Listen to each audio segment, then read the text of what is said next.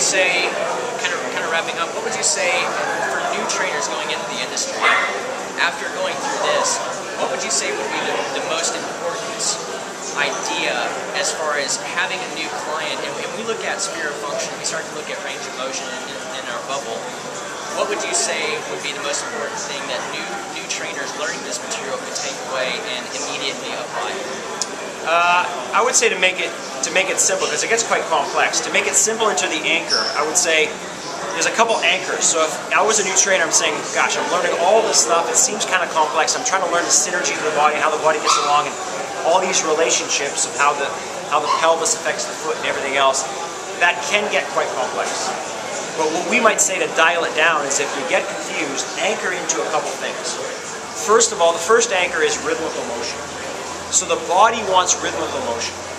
Well, you might ask, well, why? Well, if I see that in sport and I see that in life, yes, but why would I want to train with rhythmical motion?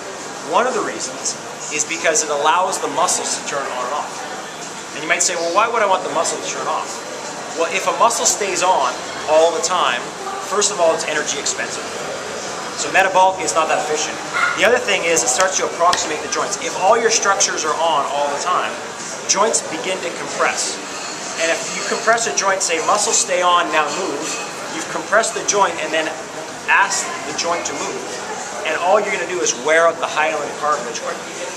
So one of the key contributions is, can your muscles get out of the way to allow proper motion to occur? So that might be anchor number one. You want to see rhythmical motion. A second anchor is, and you guys probably talked about this idea of loading to unloading.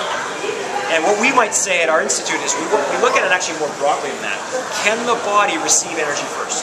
And that might be through a lengthening, it might be through ground reaction force, it might be through gravity or some sort of external load. But the key thing is, can your body accept load first? And how well can it accept load first? So the simple part to that is, can you stretch to shorten? You know, taking a look at the World Cup right now. Every time you see a person kick a soccer ball, you take a look at their preload. How well can they accept energy first before they utilize that energy? Because the body will always fight to receive energy first, either via a stretch of a muscle or fascia or both. Ground impact forces with gravity. It always wants to receive that load first. So that's another anchor. How well can your body kind of go into that lengthening phase or accept force? Another one is, how well can the body get along as an interdependent integrated unit? So we call that integration training, right? But when we look at that, all the chain reactions that occur, all the mechanics that are underlaid in that chain reaction, is the body itself is set up to be an interdependent unit. Nothing happens on its own. So what we might say is, the more time you can spend training body day, the better. And what I might say for new trainers is, you don't have to go into massive ranges of motion. Get the body to get along with itself in a small sphere of function first, but utilize the body as an entire integrated structure. Think about it this way: if you're doing chores on the farm, nothing is body part day. You know, Jake, you're not going to go on the farm and lift a bale of hay with your bicep. It's going to be a body day. You're not going to shovel a pile of dirt with your shoulders. It's going to be an aggregate of all these systems and all these aspects and parts coming together to flow. And I think the better off we are at creating an interdependent body in our training, the better off we're going to be at anything we do subsequent to that. So that would be another anchor. And then multi-directions of movement. Right? Multi-directional movements will reinforce, as we said before, the synergistic patterns of the body. You're reinforcing muscle synergies, as opposed to teaching one muscle to do something and another muscle to do the opposite. Because that won't happen in real life. You sit me down on the table, it may.